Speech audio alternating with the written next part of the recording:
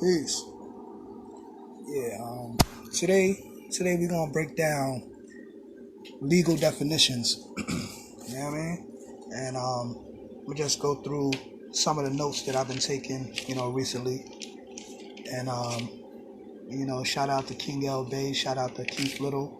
Like I said, I've been studying a lot of their works recently, and I'm sharing some information of things that I've been made aware of and done my research on and so forth. So.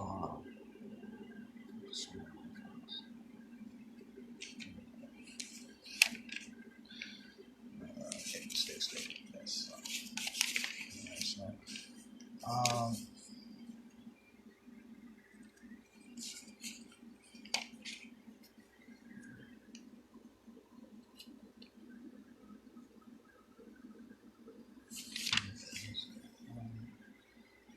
There's another drill I'm gonna break down soon. I'm gonna build on 8 mistakes in your LLC operating agreement. Like when you're drawing up your LLC, your operating agreement, certain protocols you want to follow, and certain things you don't want to, put written down in your operating agreement. Peace to I Nasty, Kariah. Sorry if I mispronounce your name. Peace. Yeah, so we're just going through legal definitions. You know what I mean?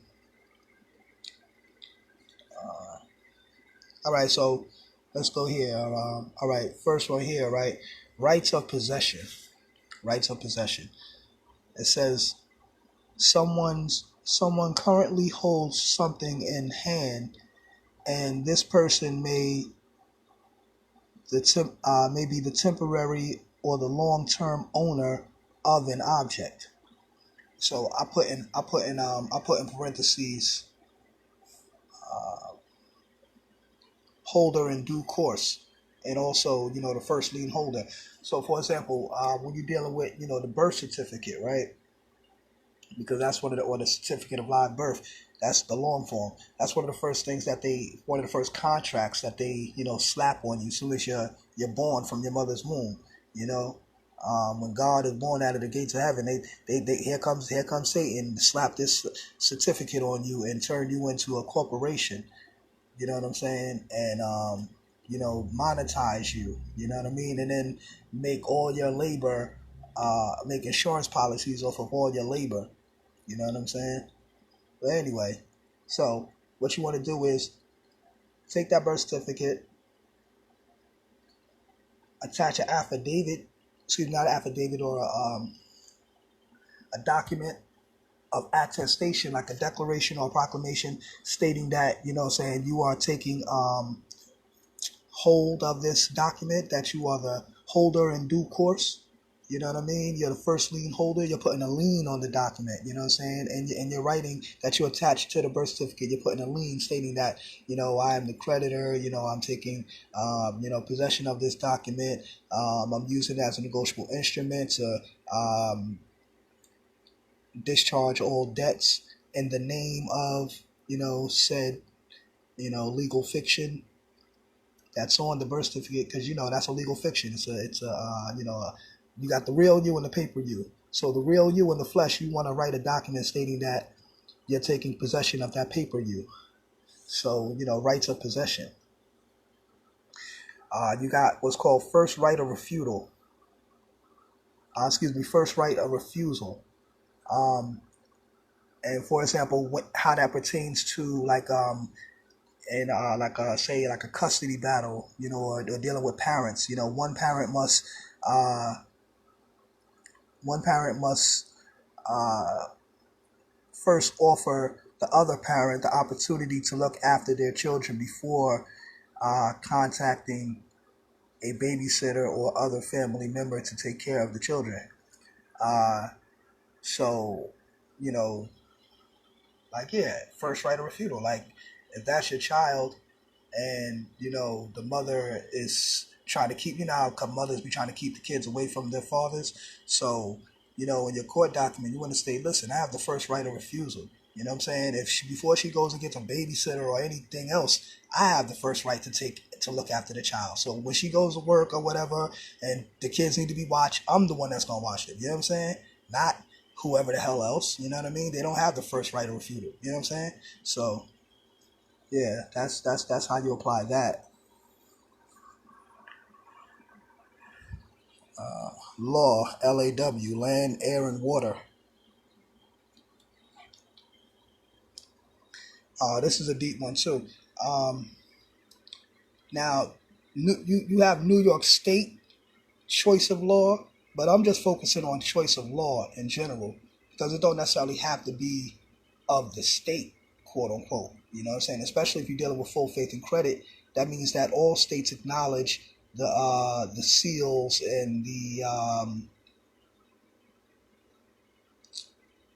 the signatures or attestations of each state. So that's what gives it full faith and credit. That's why, like, for example, if you moved to a different state and you were from original state and you had your authenticated birth certificate with the attached document stating that you're taking ownership of this as first lien holder and so forth, um, um, then you would go to another state and say if something happened, you'd be able to transfer the same law that you use in your original state in that said state.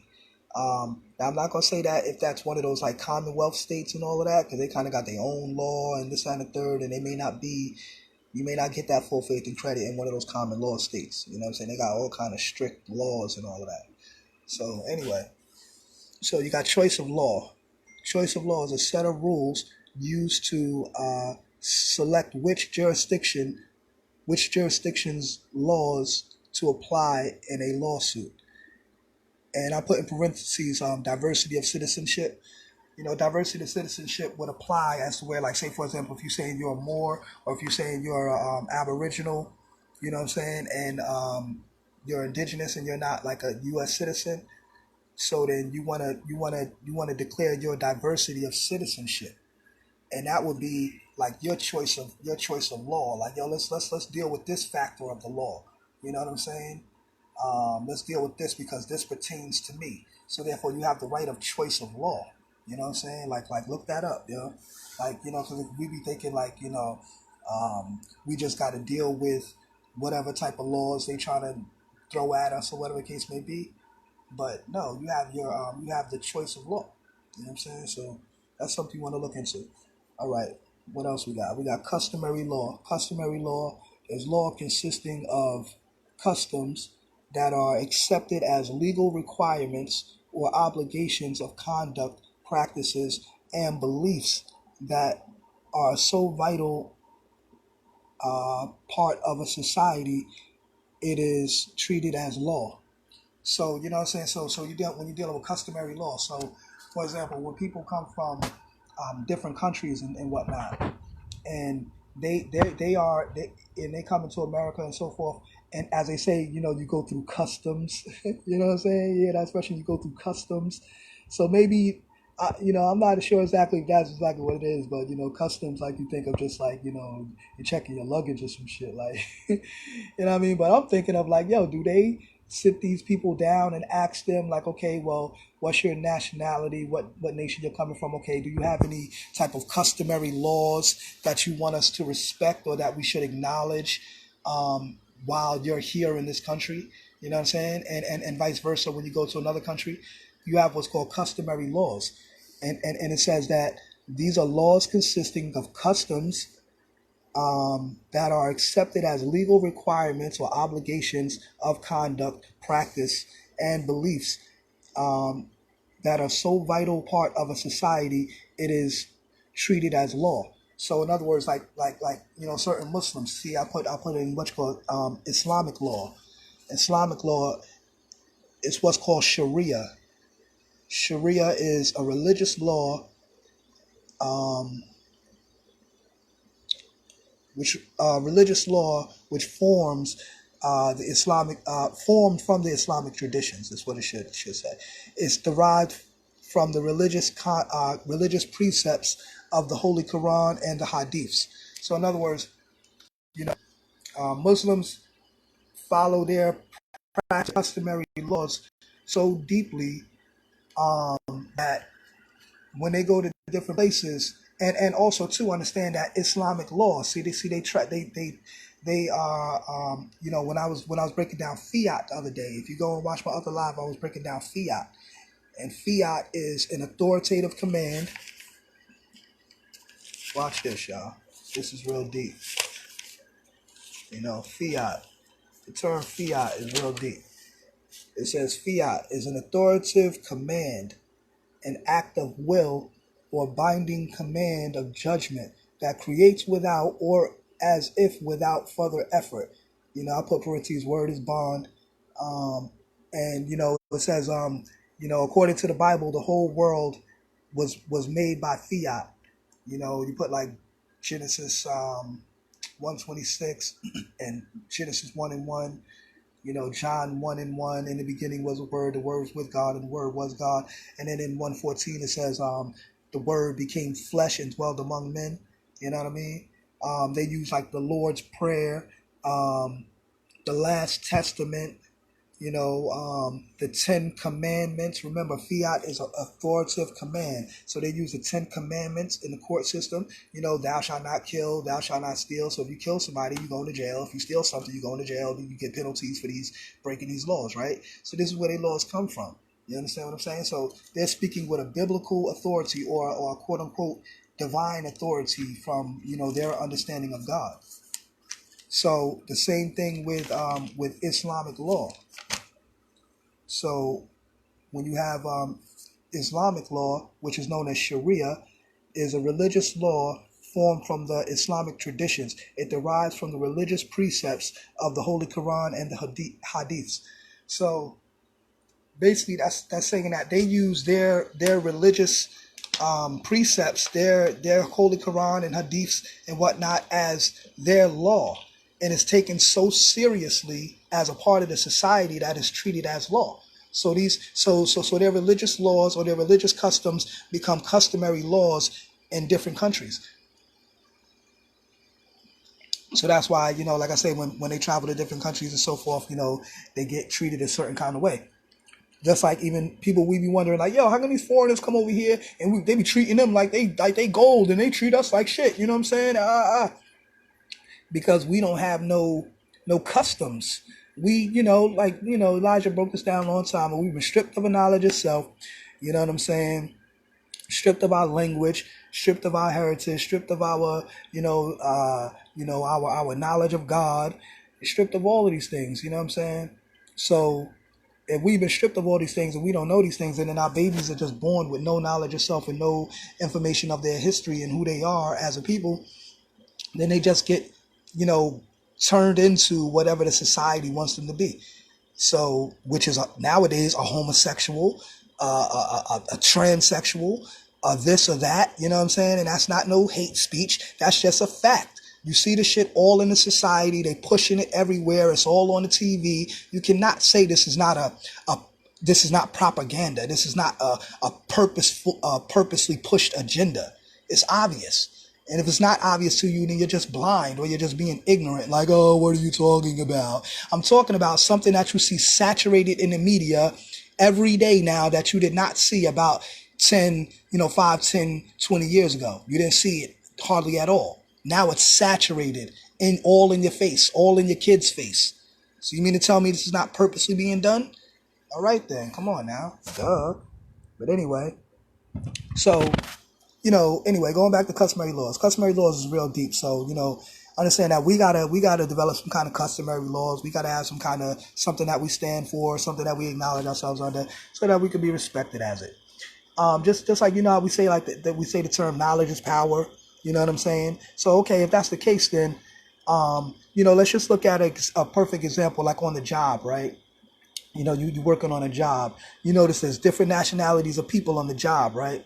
Now, you notice how, all the people that may speak Spanish, they all sit together, they eat together, they talk their language, everything is all good, yada, yada, yada, da, da, da, da. People that may be Asian or Chinese or something like that, they might sit together, eat together, speak their own language, do what they do, that's all good, da, da, da, da, da. It's all good, da, da. So, and everybody else, has their own, what I'm saying? But then when it comes to so-called black people, so-called African Americans, we seem to be so divided, and we seem to not have a sense of unity, as to where you'll be on a job, and a lot of times, black people, we want to have this house nigger mentality where we like, yo, I'm the only black person here, so we feel threatened when another black person comes on the job, like, oh man, I can't be Mr. or Mrs. Coon now, because they're gonna bear witness to me being a coon, and then I gotta act differently because now somebody of my own people's around, so I gotta be real now. I can't act like Mr. Coon and Mrs. Coon. So anyway, what I'm trying to say is, like, we don't be acknowledging each other on the jobs or in society. Like, what I'm saying? You'll walk past another black person, you'll look up at the sky, look up at the clock, look at your watch, your phone, down at the floor, anywhere else except for looking at black person in their eye or in their face and saying, peace, hey, how you doing? Hello, what's up? Something, and acknowledging that other black person. Now, as we say, knowledge is power, right? So if the other races of people see that we have a problem even acknowledging each other, then that means that we don't even have a sense of power or unity. So they don't see us as being powerful. Therefore, they're not going to acknowledge and respect us. You see what I'm saying? So we got to show that sense of unity and power and collectiveness, and show that we have some kind of customary law. You know what I'm saying? Something that we take so vital that it's a part of the society that is treated as law. Just like you got, like, the Jewish people, they wear their yarmulkes, and, they eat their kosher foods and this and that. And, they say they don't want pork in their meals and this and that. And they go to certain places and they respect their customary laws, right? Muslims, same thing. They wear their kufis, they have their customary laws, they do that, and people respect their customary laws. So the same thing got to come to black people. Like, black people, if we have some kind of organization going on, some kind of institution that says, yo, we can wear do-rags, and that's our customary, that's part of our culture, that's part of our custom. You know what I'm saying? Like, black people wear do-rags. You might see it as ghetto. We don't see it as ghetto. You know what I'm saying? That's something that we wear. That's part of our custom. You know what I'm saying? Like, and then you won't be discriminated against for you wearing a do-rag on the job, but this person can have a yarmulke, or this person can have a, you know what I'm saying? Like, let's say you just a hood hip-hopper. That's your culture. Like, you know what I'm saying? Hip-hop is a culture. It's not, documented in, like, their books and shit, but yo, hip-hop is a culture. So let's just say if we on some hip-hop shit, like, yo, this is hip-hop. You know what I'm saying? This is how I express myself and da-da-da. I mean, like, that should be respected. Now, all that pants sagging off your ass shit, that is not hip-hop. You know what I'm saying? So don't come on no damn job looking like no slouch with your pants off your ass talking about that's hip hop. No, get the fuck out of here. That is not hip hop. That is homosexual prison culture. That comes from homosexual prison culture. You understand what I'm saying? Like, when you went to jail, especially if you was talking shit to the guards and all of that, and you was acting all tough and all of that, they would play you by giving you an oversized pair of pants to wear, or a pants with no string in it, so you couldn't tighten your shits up. And so now you got to keep walking around the dorm or whatever, or the, whatever, pulling up your pants all day, and your pants is hanging down off your ass. And niggas in jail is on some homo shit, so niggas is looking at you now like, yo, that nigga got easy access, son. I'm about to get at this nigga. Like, you know what I'm saying? Like, literally, man. But, and also too, like, I'm just speaking of real fact, man. You know what I'm saying? Brothers, when they get violated in jail and shit like that, and a man violates your rectum, that shit bruises the rectum of the male. And like, now when he wears like heavy pants and stuff like that, it might be putting weight on his, like, if he wears his pants how he's supposed to wear them properly, and they may, like, right up above the buttocks, you know what I'm saying? And the belt strapped around the waist, and then the pants sag a little bit, and it might put a little weight on his buttocks that's been bruised. He may not want to wear it like that, so he might sag his pants a little something to take away that hurt. And people don't know that that's an actual fact of why a lot of these thug niggas you see coming home from jail, they be wearing their pants sag, and you thinking, oh, and also too, in jail too, when that happens to a person, like, that's like a sign that they use in jail. Like, when somebody's sagging their pants, that's a sign that you've been violated, and whoever violated you, like, they're forcing you to wear your pants like that as a sign to say, yo, that's my bitch, or that, yo, you know what I'm saying, that's me right there. You know what I mean? For real, that's what I'm talking about. That's some nasty shit, but that's homosexual prison culture. And that's where that shit stems from. So like I said, when these older dudes come home from jail and they wearing their pants all sag like that, and the little niggas looking at the big homie like, yo, son, yo, big homie is cool, he wearing his pants like that, and they want to imitate that, not knowing that that's coming from homosexual prison culture. You know what I'm saying? And then they doing it out here on the streets, talking about calling and mistaking it, calling it swag. I don't know where these young kids get that shit from. Yo, that's swag. This is swag. No, nigga, that's fag. Sagging is fagging. You know what I'm saying? Sagging is fagging. Nigga, fuck out of here, man. As a man, you wanna walk around with your chest out, with your arms out. You got your wife beater on, and you showing that you're working out, and you got big muscles. You don't want to show your rear. That's not a part that a man shows on himself. A woman may show her rear. You know what I'm saying? She might want to make her butt look attractive. Not a man. So, nigga, you think you cute walking around with your pants sagged down? Niggas want to see your boxers? Niggas don't want to see that shit. Pull your dirty ass pants up, nigga. Like, really, niggas don't want to see your dirty ass drawers. That shit is not, it's not gangster, it's not cool, it's not swag, it's not none of that. So anyway, and I'm sorry to go on that tangent real fast, but, you know, I really had to throw that out there, man, because niggas got it twisted. But anyway, so the next one, laws of secession. Laws of secession. What are the laws of secession? Laws of secession are the laws that govern the inheritance of property. Also regulates the appointing of a new monarch or head of state, and I put in parentheses executor of a state, executor of an estate. So in other words, through your laws of secession, you know what I'm saying, like King L. Bay broke down the root word of secession, success, and he says, so if you want to be successful, you gotta manifest the laws of secession. You have to set up your successors. You know how you say, like, you got successors, a successor trustee? Like, if something happens to you, right, you have your living trust. You're the executor, the trustee, and the beneficiary. Now, if something happens to you, you need a successor trustee to carry on the living trust, because you don't want the trust to die. You know what I'm saying? It's a living trust, and a trust can live forever. If all the generations that you pass it down to keep it all in order, and they all taught about trust law from a young age coming up, what you think all these rich families be doing? They be teaching their kids about trust law, and they be teaching their kids how to keep wealth in the family for generations. You know what I'm saying? If you own a home, take the title of the home and place the title of the home in trust. Take the deed of the home, place it under trust. Now the trust owns the house, not the bank, and not you specifically, but the trust. You know what I'm saying? That's where the term, you know, J.D. Rockefeller said, own nothing, control everything. So through trust, you place everything in trust, and the trust owns it. You don't own it, but you control it.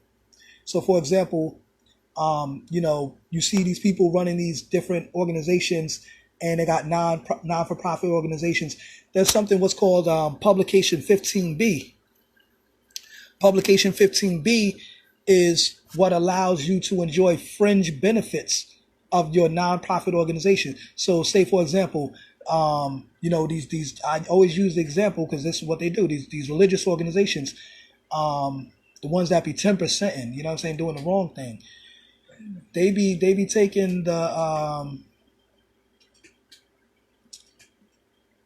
probably what I was about to say. Oh yeah. They use the fringe benefits of the nonprofit organization. So for example, let's say they have a car in the name of the nonprofit organization. They don't own the car, the organization owns the car, but they can drive it around and have access to it. You know what I'm saying? They don't own the mansion that they live in, the organization owns it, but they live in it and live lavishly. You know what I'm saying?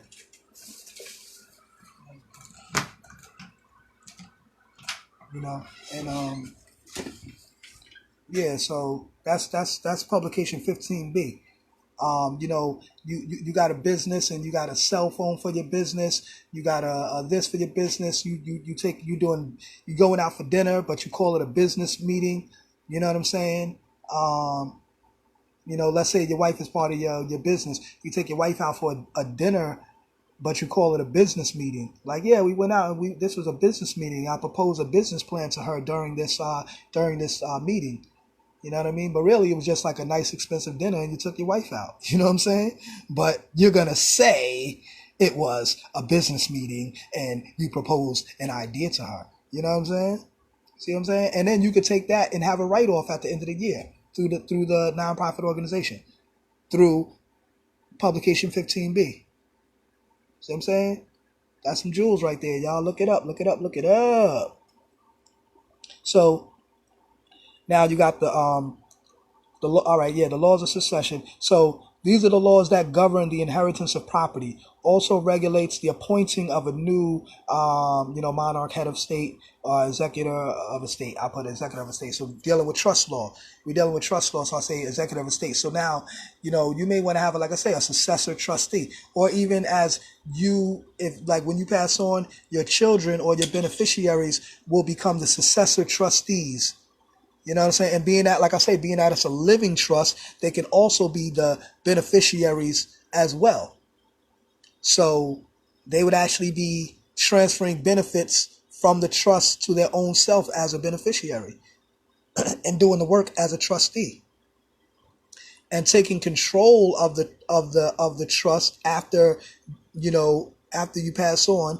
They take control of it as the executor, as a successor executor. You know what I'm saying? And successor trustee and successor beneficiary. So these are the laws of succession. So when you place all of that in place, and also through your will, you know what I'm saying? Through your will, you place how you want everything to be, your desire, how you want it to be manifested. You know what I mean? I always give a perfect example. You know what I'm saying? People might be familiar with this. You watch the show Power. Remember when, when Tariq, after Tariq killed his father, Ghost had left a trust for them, and in the trust it was stipulated that Tariq had to finish his he had to graduate from college with a certain average and all of that. You know what I'm saying? And before he could get any money, you know what I'm saying? Because he thought like, I'm gonna kill my pops and I'm gonna get all this money and da-da-da. No, nigga, your pops was smart. Your pops had a trust in place. You know what I'm saying? Because he understood the laws of succession. And all of that was put in place. So therefore, you couldn't just squander away the money as a young child with no experience. You know what I'm saying? And this is why you set things in place for your children, so that there can be a structure, and they could work towards something. They could say, damn, my and I got the info, when like the guy say, he'll be like, yo, damn, my pops left this for me. You know what I'm saying? But he said, I got to finish college first. I got to finish a certain whatever. I got to get a degree, or I got to get a trade, or I got to start an independent contracting business up first before I could get this. And then I could use this to fund my business. You know what I mean? He set it up that way for me. Yo, that's what's up, man. Pops looked out, man. So, yo, I'm going to take this. I'm not going to, waste this. I'm going to take this as good, and I'm going to do good with it, So, but, you want to set up something that your kids can look forward to. You know what I mean? Because if they ain't got nothing to look forward to, it's like, then what? You know what I mean? Like, you want to have something that you can leave behind, your mark in the world. And, you want to set that in stone. So, and this is what I be building about all of this estate planning. Whoever is watching, what I'm saying? Everybody, if I was talking about some dumb shit, some old, yo, this nigga got, some dumb shit happened, yo, y'all niggas be all on the motherfucking page. If I was talking about some drama shit, some shit popping off, niggas fighting, this would be 1,000 motherfuckers on the page right now. You know what I'm saying? But I'm talking about something that you have to sit down and read and organize and study and get your shit together.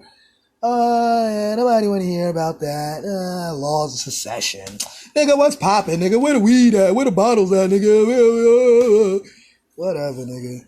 Anyway, for those intelligent people, back to the definitions. So, laws of inheritance. Now we're dealing with the laws of inheritance. According to Mendel's law of inheritance, they include three, aspects, which is the law of segregation, the law of independence, and the law of dominance. I had the definitions for that somewhere in my notes right now, and as you can see, my internet is down right now, so I can't go on and do the definitions for y'all the way I really want to look them up. But so I'm gonna just give y'all what I got, and if anything, if y'all doing the knowledge, y'all could look that up yourself as well. So, law of testamentary. Root word testament, as in, your last will and testament. You know what I'm saying? The Bible is the Old Testament, the New Testament, the last testament. You know what I'm saying? So remember, like I said, they using religion to blend into law. Like I say, customary laws, Islamic laws, religious laws. They using all of that to intertwine into law so that they can rule. Like I said, the reason why they doing that, because this is all fiat. Fiat is an authoritative command. You know what I'm saying? So like when you say things like, yo, my authority comes from my creator and you can't judge me because only my creator can judge me. Like Tupac said, only God can judge me. You know what I'm saying? It's a deepness in the statement. You know what I'm saying? Because it's like, yo, these people that sit up here on these benches, which is really a bank, they're bankers. You know what I'm saying? These bankers, so-called judges, magistrates, that sit up here on these benches trying to judge you. It's like, yo, man, who are you? Who are you? Just because you went to some school and you studied this, that, and the third, and yada, yada, you think you're going to sit here before me and judge me? You're not of my nation. You're not of my tribe. You're not of my lineage. You're not of anything related to me. So therefore, you can't judge me. You know what I'm saying? We don't share nationalities. And that's where also diversity of citizenship comes in. You know what I'm saying? Diversity of citizenship. If you consider yourself to be a citizen of a whole nother nation, as we're gonna get into like nation states and so forth, and let me just run through that real fast so that y'all can really understand where I'm coming from as I'm breaking all of this down. Nations form states. States form constitutions. Constitutions adopt treaties. You know what I'm saying? So nations form states, states form constitutions, and constitutions adopt treaties. Treaties create customary standards. Your nation state constitution shall adopt a treaty via an instrument of accession. And I dropped the jewel about that on my page too. Y'all could go and look that up. It's called the instrument of accession. So for all the Moors, all my Moors out there, if you want to adopt the treaty of peace and friendship, that is the proper way to adopt the treaty of peace and friendship. Is through what's called an instrument of accession. Look that up. You can go on the Universal Postal Union website and you will come across instrument of accession, and you will also come across the instrument of ratification, as where you ratify the Constitution to fit the Constitution of the Universal Postal Union to fit to adopt the treaty from your said nation. You know what I mean? So I broke that down. Y'all could go and peep the information on there, you know what I mean, and all of that. But as far as like the nationality papers we've been filing and just filing it on Secretary of State and all of that, that's not necessarily good enough. Even on the Moorish American consulate website, they have it where after you do your paperwork through them, they have a publication where you put it like on their website, and they make a publication and send it out to whoever it needs to be sent out to, like worldwide, internationally, or whatever, or people can view it internationally. So that way your information is known on that level, and that's what you call general circulation. You know what I'm saying? Your documents have to be in a general circulation. You know what I'm saying? Not just known on a state level or, the Secretary of State knows. It's not their job to go and notify everybody else. The Secretary of State don't go and say, oh, hey, this person did this, that, and the third, and the whole world needs to know that this person filed this document. You know how many documents people file at the Secretary of State? They don't go and make the whole world known of all these documentations. All they do is stamp your document, give you that raised seal, which gives you the full faith and credit, you know what I'm saying, for that document. And then you on your way. That's about it. And the science is that they also acknowledge the notary, like, because if you get the document notarized before you bring it to them, they acknowledge the notary. And sometimes you don't even have to get it notarized, really, because like you can just bring it there and you just get the raised seal, I think. Or you may be able to have your documents attestated through attestation, meaning people just acknowledge each other's autograph, so-called signature, but their autograph, and then that's good enough. That's even two or three people acknowledging each other's, three or more people acknowledging each other's autographs is just as good as a notary, because a notary is just has a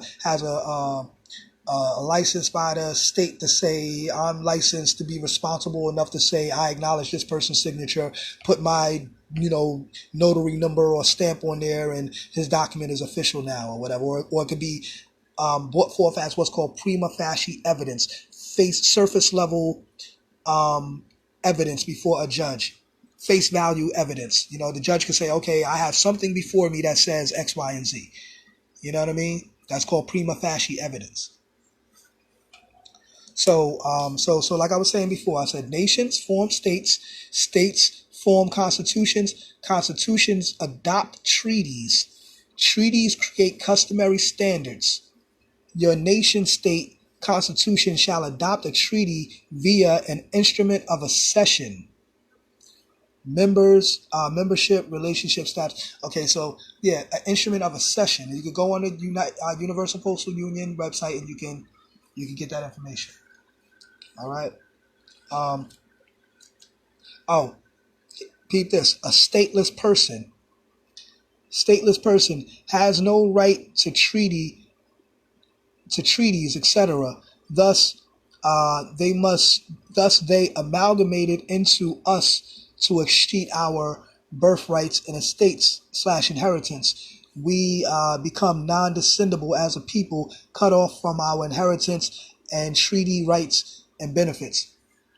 So yeah, so that was real deep too. That's like like when the Albions came over here and they started to amalgamate, mix in with the native people, and then started to excheat their estates, started to claim their children as theirs. Because through the man can put the name on the child and then label the child as a property. And also being that they was dealing with the Cestui Que Vie Trust in 1666, saying all of that. They was dealing with trust law. And see, this is what happened, right? Internationally. The rich slave owners, bankers, rich people, all the elites and all of that. The same thing with the Emancipation Proclamation and all of that. People think that Lincoln freed the slaves. All they did was really transfer the ownership of the slaves from the slave masters, from the plantation owners, to the federal government. And then they, further securitized with the birth certificates and the Social Security Administration and so forth, and more securitized their hold on the people. You know what I mean? To keep us in this whole, this matrix that they've developed. So the science is not rewriting the matrix, but developing your own matrix. Developing your own nation state, develop your own constitution with its own bylaws and customary laws, not domestic laws and statutory laws. You want customary laws and divine laws, natural laws, universal laws, which supersede, all this state statute, commercial and all that other BS. You know what I'm saying? So I'm going to say this one more time. Nations form states. States form constitutions. Constitutions adopt treaties. Treaties create customary standards. Your nation state constitution shall adopt a treaty via an instrument of accession. Okay? Bam. I just gave y'all the layout on basically how to freaking get free. You know what I'm saying? Like how to develop your own nation, all of that. You know what I'm saying? It's that simple. Just in that, not saying it's that simple. I mean, these are some steps you got to take, but that's the understanding. Nations form states. States form constitutions. Constitutions adopt treaties. So you want to form your own nation state. How do you form your own nation state? By developing a foreign. I don't really like the term sovereign too much, because until we develop a military and really stand strong to defend any land that we have, then we will truly be sovereign. You know what I'm saying? But I will say for now, foreign. You know what I'm saying? To become foreign. to the United States. And when you think of foreign, it's not foreign like, oh, a foreigner from another country. No, a country or a nation or a state is one, it is a state of mind, but you also have to, because you know what comes from the mind manifests in the physical. So you have to manifest that into a physical existence. How do you do that to make it known? By drawing up your documentation. That's why the paperwork is so important. Like, people don't understand, man, the power of the pen. They say the pen is mightier than the sword. You know what I'm saying? They say the pen is mightier than the sword. So you got to understand how to use that. Now, just because a pen is mightier than the sword don't mean that you don't need a sword also. Have your pen and your sword. You know what I'm saying? Like, for real. And use your pen as a sword. You know what I mean? That's a science. So, you know, because I'm not on that walking blind faith shit. You know what I'm saying? Like, you know what I mean? Like remember in Malcolm X when him, before Malcolm X made his last speech, and him and Brother Earl was talking in the back room, and Brother Earl told Malcolm, he said, I believe in Allah. Believing in Allah is one thing, but I also believe in being protected. And I was like, right on, brother, that's right. You know what I'm saying? Because we got to have all the faith in Allah and all of that, but you better be protected too. Because, you know what I'm saying, you got to have the physical know-how, the physical, you know, bravery and courage and whatever it takes to defend yourself, man. Because, you know, you have enemies, man. Like, people want to get at you. So, you know, you gotta be on point, man. So, you know, and, you know, because, and that's why I say also too, you know, like some things like with Malcolm, he may have, I believe that he may have, excuse me, the word believe, I think that he may have allowed his spiritual equality to maybe blind him to some of the physical realities that were going on. But then again, not even either that too, because remember when he wrote his letter from his pilgrimage of Mecca, when he wrote his letter back home, he was stating in the letter, and when he came home in his interviews, he was saying how, you know, he witnessed brotherhood over there and so forth and everything like that. But he also said, you know, if the white people in America could practice Islam, maybe that could cure the cancer of racism that is spread at here and abroad. You know, that the white man has spread here and abroad. But just like Elijah Muhammad broke down in Message to the Black Man, white Christians will not accept Islam. You know what I'm saying? Now, some of them do in secrecy, you know what I'm saying, in the lodge, you know, where you get the Masons and the, you know, and all of that, you know what I'm saying, it's Freemasons and all of that, you know what I mean? Some of them do in secrecy, you know what I mean? But out in the open, they're not going to be like, yeah, just like out in the open, they don't state that this is actually a nation that was founded on Islam. But they try to come with all these Christian black codes and and all this stuff and all this fiat. Remember, I was figuring out the other day how George Washington changed the fiat of the nation.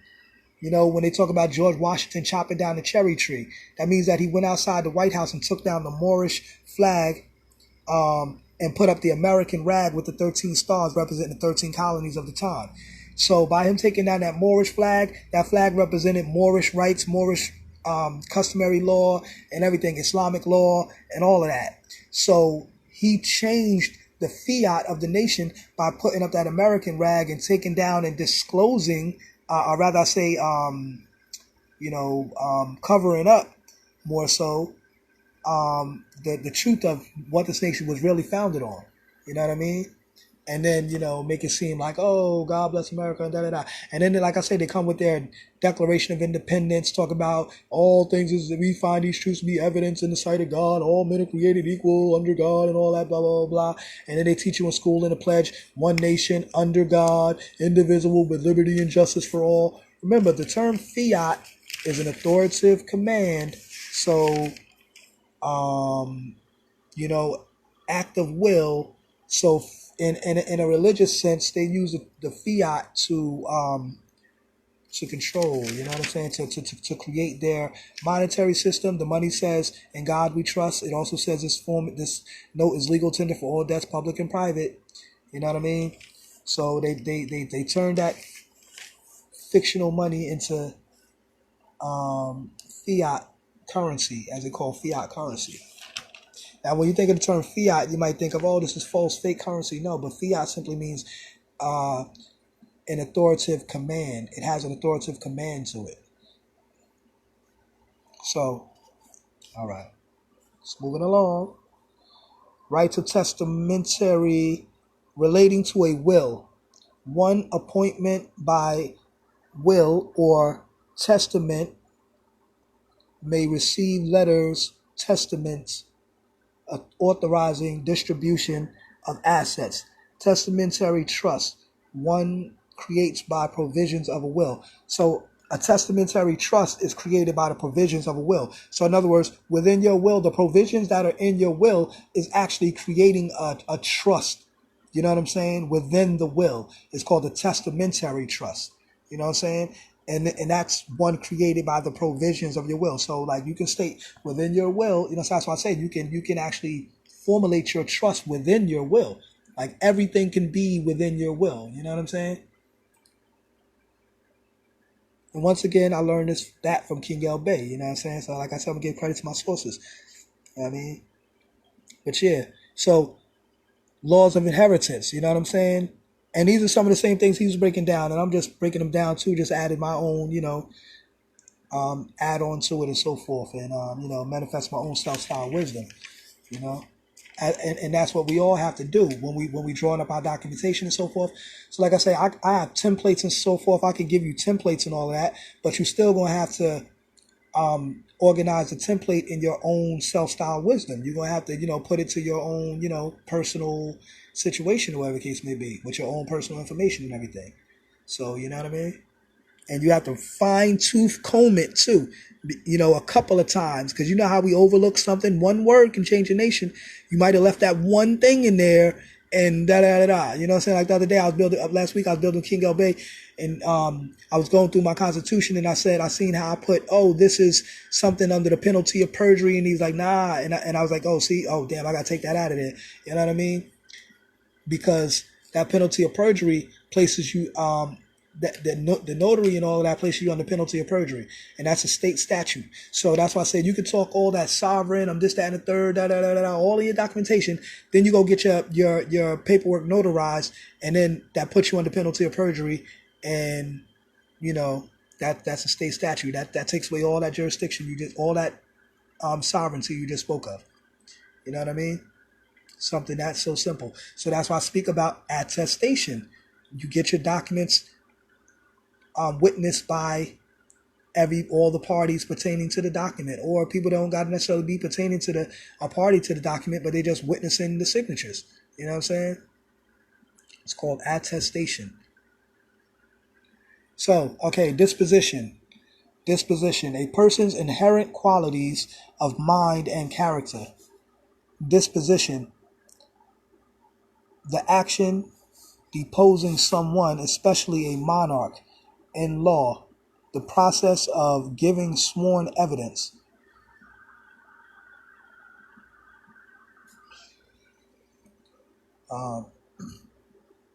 So your disposition, a person's inherent qualities of mind and character. So, like I say, in the courtrooms too, they dealing with the judgment hall of Ma'at. They trying to imitate our ancient practices as well. You know what I'm saying? So when they come in there in the courtroom, they're looking at your disposition as well. A person's inherent qualities of mind and character. They trying to see like, okay, how does this person stand? Is he firm on his square? Does he really believe the shit he's saying? Or is he just repeating something somebody told him to say? Or he watched some YouTube video like these people do nowadays and come in the courtroom talking all this sovereign, this and yada, yada, and all of that stuff. Is he doing that? Or is this guy really serious? Does he really study? Does he really know what he's talking about? Is he really standing his square? They're going to look at that, man. They're going to judge that. You know what I mean? So if you come in there flim-flamming, all they got to do is ask you certain questions. Like, do you work in the state of da-da-da-da? I'd be like, yeah, man, my last job was so-and-so, da-da-da-da. Man, you just gave them jurisdiction right there. Because once you say you worked within the state of something, that's territorial jurisdiction. They'd be like, oh, what's your name again, sir? State your name for the record. Yo, man, my name is Lord Messiah. Yeah, they just got personal jurisdiction over the person. You know what I'm saying? and all these different things, man. So, like they say, what you say can and will be used against you in the court of law. So you gotta be very careful of what you say. Your word is your bond. And bond is your life, and you give your life before your what? Word shall fail. So you don't want to come in there with your words failing. You want to come in there standing strong, knowing what the fuck you're talking about, and executing proper law, proper jurisprudence.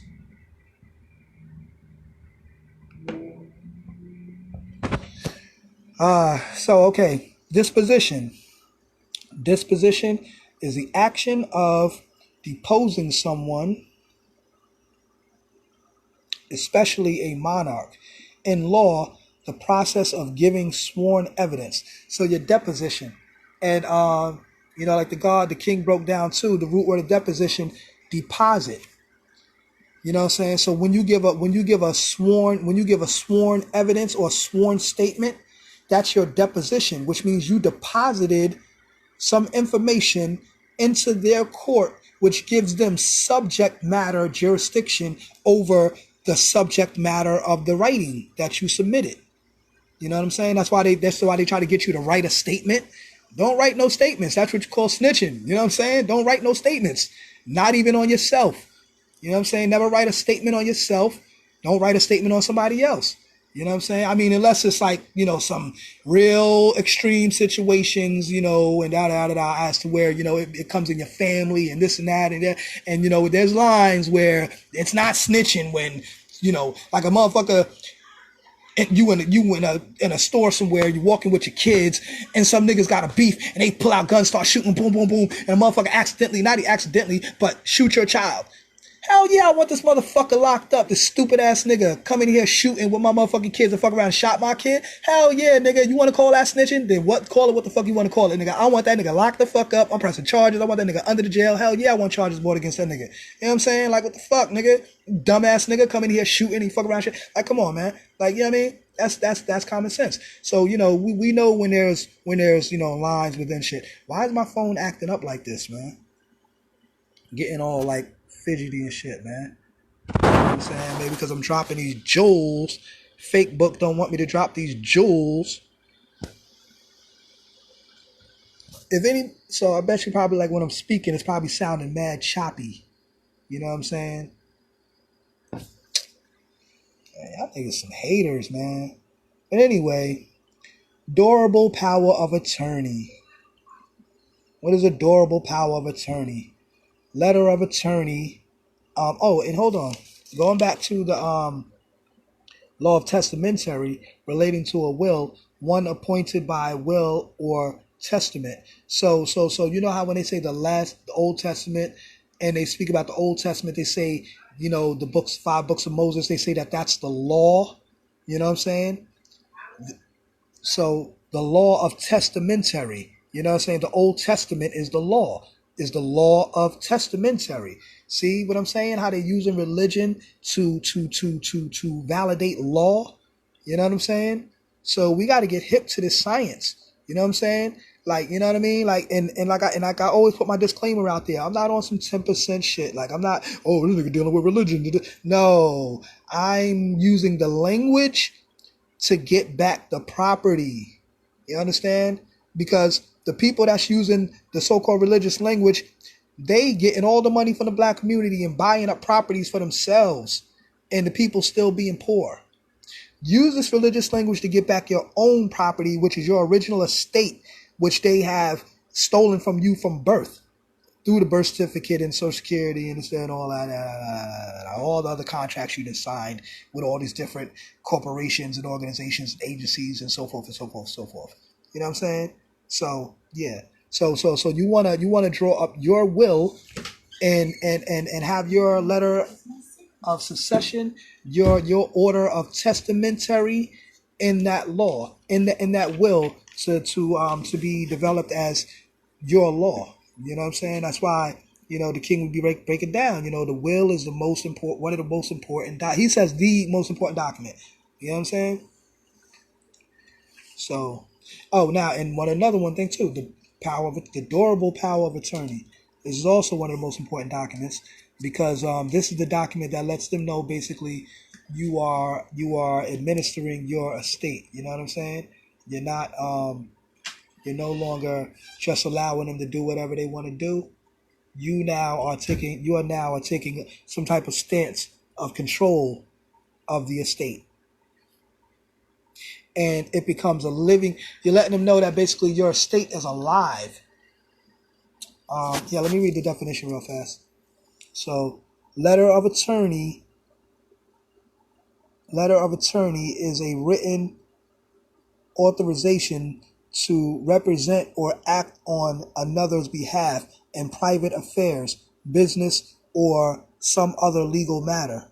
So in other words, you can have an attorney as your durable power of attorney, like an attorney to represent you and speak on your behalf, and represent or act on another's behalf in private manners, private affairs, business, or some other legal matter. So, and the thing is, in that sense, like, now when you talk about getting an attorney, there's also private attorneys. You know what I'm saying? Understand that. There's also private attorneys that work for private law firms that have the right to practice law, you know what I'm saying? And they could represent you in a private capacity. You know what I'm saying? As to where you're not getting a public defender, you know what I'm saying? So-called public defender. Okay, there's another, that's another versus right there. Public defender. You know what I'm saying? Public defender or private attorney. And when you're presenting self, you're acting as a private attorney in fact. You know what I'm saying? Private attorney in fact.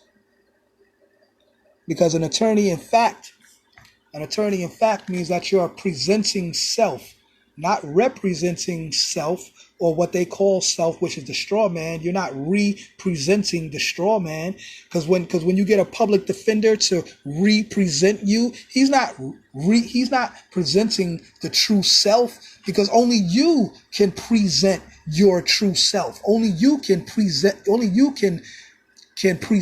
self.